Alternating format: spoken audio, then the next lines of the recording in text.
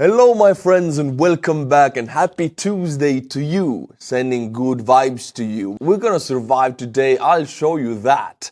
But you know what didn't survive? Yesterday, my microphone. Yes, I had a horrible microphone day. I put it too close to my throat and the sound was horrible, and there was about gazillion comments pointing that out. I'm sorry for butchering your hearing, my friends. I'll try not to do that anymore. It's honestly my mistake. So today I've placed my microphone strategically into a lot better position. But you know what else didn't survive yesterday? A lot of stuff in Russia. Yeah, I'm not kidding you. I have a whole list. I have a whole list for you prepared and organized. We're gonna go through one by one, and this is the segment Russia is burning. Yeah, it's a very repetitive segment because everything burns there every day. But today I'm gonna show you something special because it's 1,200 kilometers from the Ukrainian border, but we know for a fact that it was a Ukrainian drone that lit the fire because there's a video of it, and it's such a Hollywoody video. Unfortunately, I cannot show it, and it's all in the description below. All of the links, you can just go and check them out down below. There are people filming, panicking, and you see this huge Ukrainian drone very slowly glide into the factory, and kaboom! This factory has been liberated. Now, my friends, I cannot show you the video, yes, but the area was in Tatarstan. It's supposedly an autonomous republic of Tatarstan of the Russian Federation. Well, there's nothing autonomous about it and nothing republic about it. It is a Russian-occupied area. They have their own history and their own culture, but they're currently being occupied by Russians. Now, this was the factory 1,200 kilometers from the closest Ukrainian controlled point. It was a huge and very slow and loud Ukrainian drone that made the big kaboom.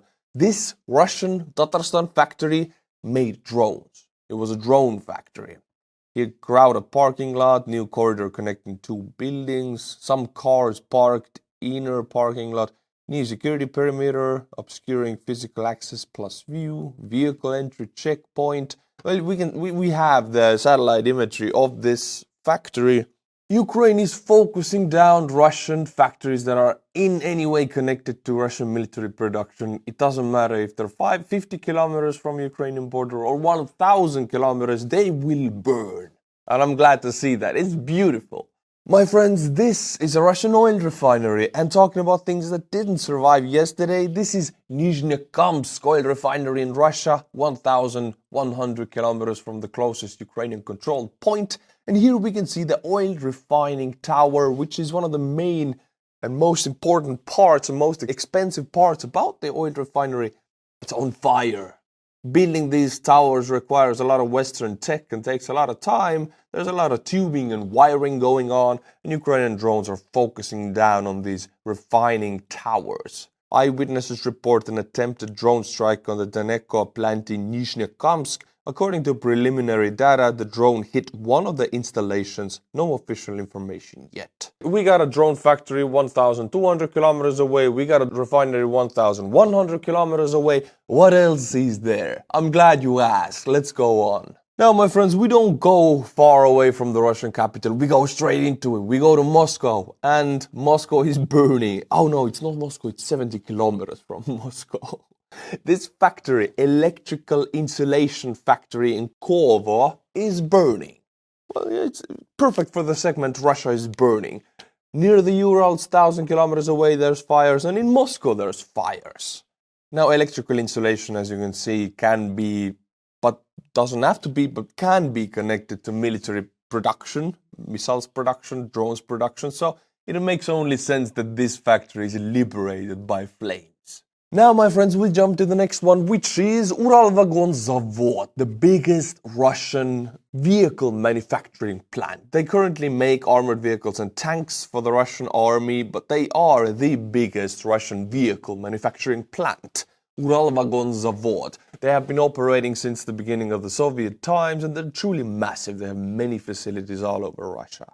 One of the main pillars of the Russian army is this very factory with all of their facilities, since producing stupid, dumb metal is, according to the Russian doctrine, just what they use. 20 tanks in a row going to Ukrainian minefields, that's their doctrine. Now this Ural Vagon Zavod is on fire. Yes, it has been hit. We don't know if it was the Ukrainian drones, but it doesn't matter at this point. If it is the drones, it's really bad because the factory burns down. If it is arson by a pro-Ukrainian worker or by a pro-Ukrainian agent in the city, it's also really bad because the factory burns down. So it doesn't really matter which one was it. And my friends, we can actually see the drone that does the carnage, that did most of the listings that I just read out to you. Look at this. This is a Ukrainian drone. The fuel tank is just a plastic bottle. Around it is this most basic orange plastic which you can get out of a construction store. Most of the wiring is probably done just by hand by the cheapest wires. These components definitely come from China. Look at this beauty. The thing is, for me, yes, you might think, oh, it's not beautiful, it's just so cheap and ugly, oh, I want Taurus missile. Well, my friends, I love everything that is mass-producible, scalable, and cheap and effective. And this is what Ukraine is really good at. It has a plastic bottle in it as one of the components, which costs, what, 5 cents? 1 cent? In Ukraine, it's cheap, it's free. So you get one component for free. Other component you get from China. Third component you get from the construction store, made for something else, for tubing. It's probably an insulation tube of some sort. It's beautiful. You can scale, you can produce thousands of them, and suddenly you get like a 500 or 1,000, even if it's a $10,000 drone because of the cameras and the navigation systems. It's still incredibly cheap when it flies into the Russian refining tower, taking out millions, tens of millions of USD of oil money yearly from the Russian budget. Beautiful. My friends, now we'll jump to Poland, and I've talked about Poland so much because they do things right, and also it's very eerie. But the rest of Europe is like, okay, let's try to ignore that war, but let's give them something. But then there is Poland, and the Polish official military doctrine right now can be summarized as, there will be war, we will win. In these 2 sentences, I could just summarize the whole Polish military doctrine. They are not defending themselves or preparing for defense. They are actually preparing for war. They don't say it like that, but their military actions and plans hint it very obviously. Poland is preparing a new project in which it will renovate hundreds of air raid shelters built during the nuclear scare of the 1950s and 1960s. United States dollars 700 million will be spent on the renovations. This project also includes building new shelters, but the cost is unknown. Hundreds of shelters. Most of European countries and also Eastern European countries don't have air raid shelters as Kyiv does, as Ukraine does, and most are not building them out. But Poland, they're getting ready. When there is war with Russia, there are missiles in Western capitals and Western cities, meaning there must be shelters, and Poland is building them. Respect. If you are a Polish citizen who has elected that government and Donald Tusk, the Prime Minister, who is responsible for these decisions, I am proud to be associated with you. Polish Prime Minister Donald Tusk warns Europe has entered a pre-war era. We are in the 1930s, Donald Tusk is saying that. 1930s, nobody thought that they would go to war with Hitler. They thought they could appease him, and this is what Chamberlain did. This is what France was doing at the beginning months of war. And now, fortunately, like Chamberlain was thrown away and Churchill took the position, Macron was not thrown away, but he changed completely 180 degrees. And now they're sending weapons left and right to Ukraine. I'm glad about it. Vive la France. But now Donald Tusk also doesn't have any illusions. We're in the 1930s, and 39, 1st of September was when Hitler invaded Poland. So we are in the decade of pre-war. This is why Poland is preparing for war. This is why Estonia is preparing for war. And any nation in Eastern Europe who is not preparing for war to defend their NATO democratic values is living in illusions and delusions. If your government is not doing that, that means your government is living in their bubble. There is war in Europe right now going on. Every European nation needs to prepare for it, to defend what they call their area, their values, their democracies. If they don't defend it, they deserve it to be taken from them. We are getting ready to defend it. Finland also, Latvia, Lithuania, Poland, all of us.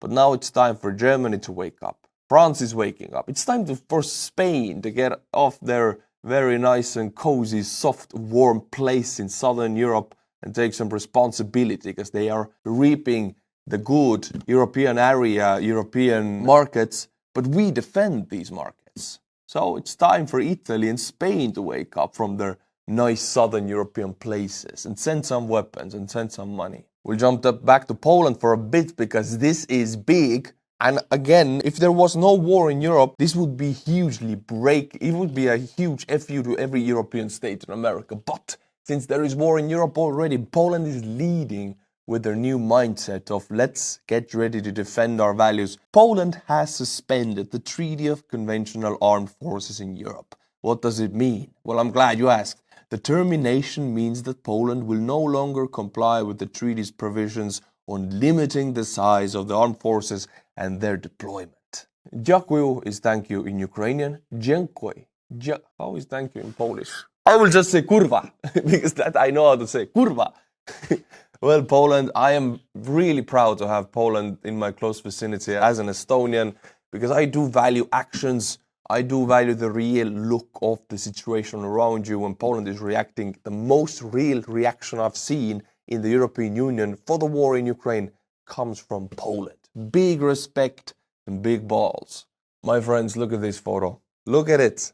This is a map of every country Russia has occupied in the last 100 years. Only 100 years. This thing has been going on with Russia for the last 1,000 years, ever since Moscow assumed the place of power after the Kievan Rus, because Kievan Rus was Ukraine, where the Russia started, but then Moscow took over, and last 700 years has been from there. But this is only 1/7 of it, only 100 years.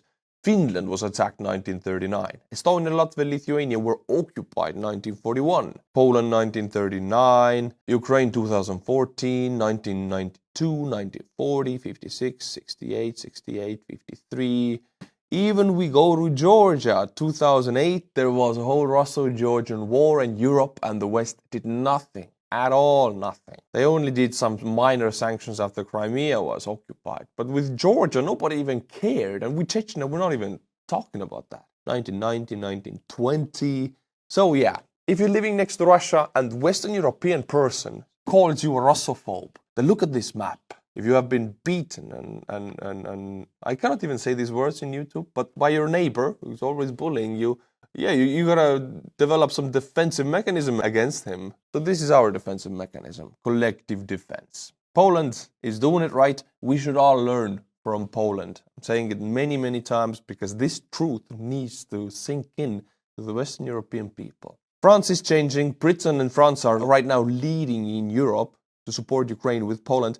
But I'm looking at Spain, I'm looking at Italy, I'm looking at all of the other European countries who are sitting in their soft spots.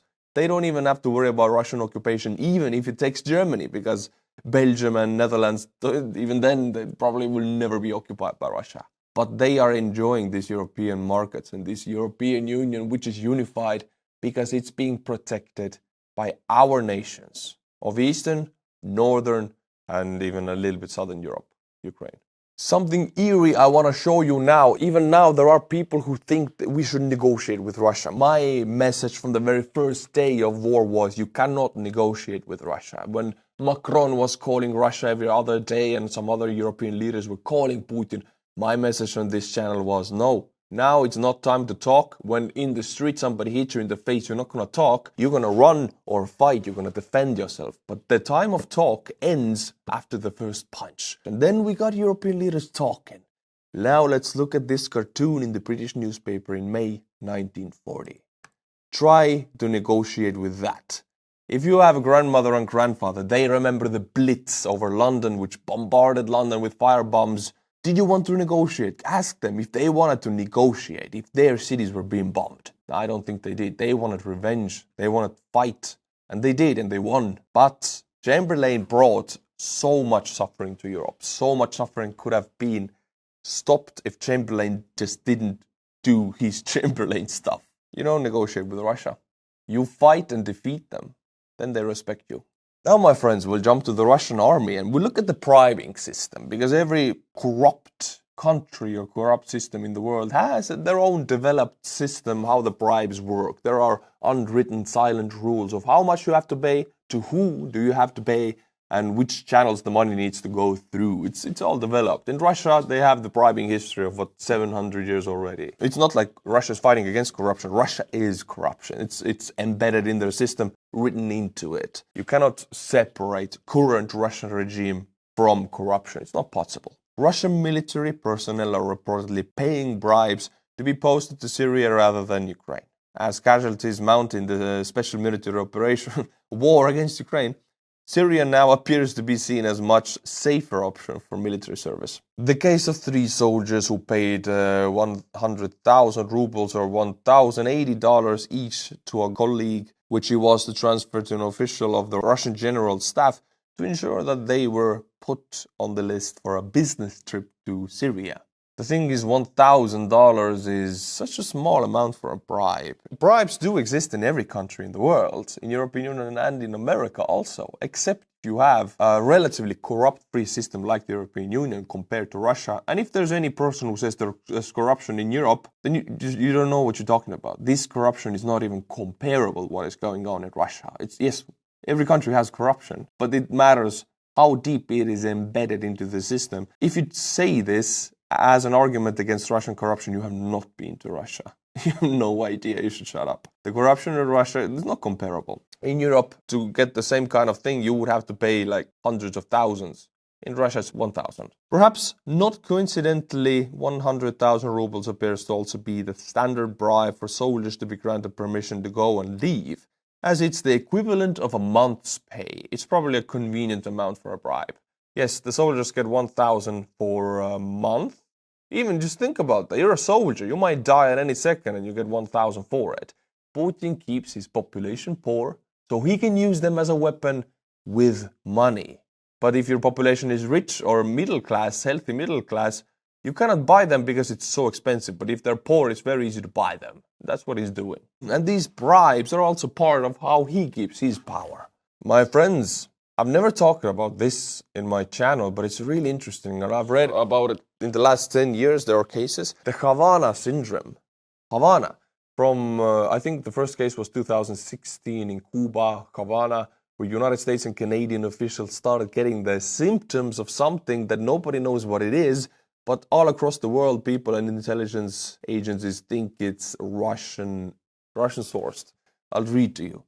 An investigation by the Russian-focused media outlet The Insider, in collaboration with 60 Minutes and Der Spiegel, has revealed that the dramatic brain condition known as Havannah syndrome, which has affected the United States and Canadian officials at embassy locations across the world, but began in 2016 at the American Embassy in Havana, Cuba, has links to Unit 29155 of the Russian GRU, which is tasked with foreign assassinations and other activities aimed at causing the destabilization of European countries. They link the Havannah syndrome to Russian GRU unit. What is the Havannah syndrome? The medical mystery, named after the Cuban city where United States diplomats first experienced sudden debilitating symptoms in 2016, has been reported by Americans serving in several other countries. You hear loud sounds, there's hearing loss, intense pressure or vibrations inside the head, difficulty with memory and concentration, visual disturbances, nausea, disturbed balance, depression. Like, you might not die from it, but it's everything that can go wrong with your body. You're dizzy, you don't have balance, you hear stuff, you see stuff, you vomit. It's horrible. It's a horrible thing. And the Western doctors doesn't know what it is. It's a Havannah syndrome. Nobody knows what it is. They think it's a GRU radio frequency weapon. Basically, you aim somebody with a woo, woo, woo, woo, woo, woo, woo, and they go Havannah syndrome. That's how I understand it. But it's a real mystery, and if it is a Russian weapon, it's really damn effective. But we have new cases of it, so some Russian agents have been activated, I guess. My friends, look at this photo.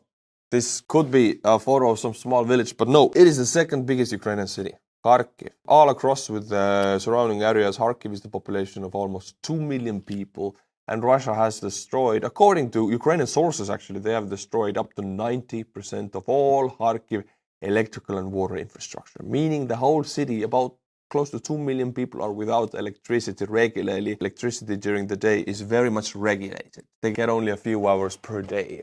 Now this could develop into a humanitarian catastrophe. It is not yet, but it could.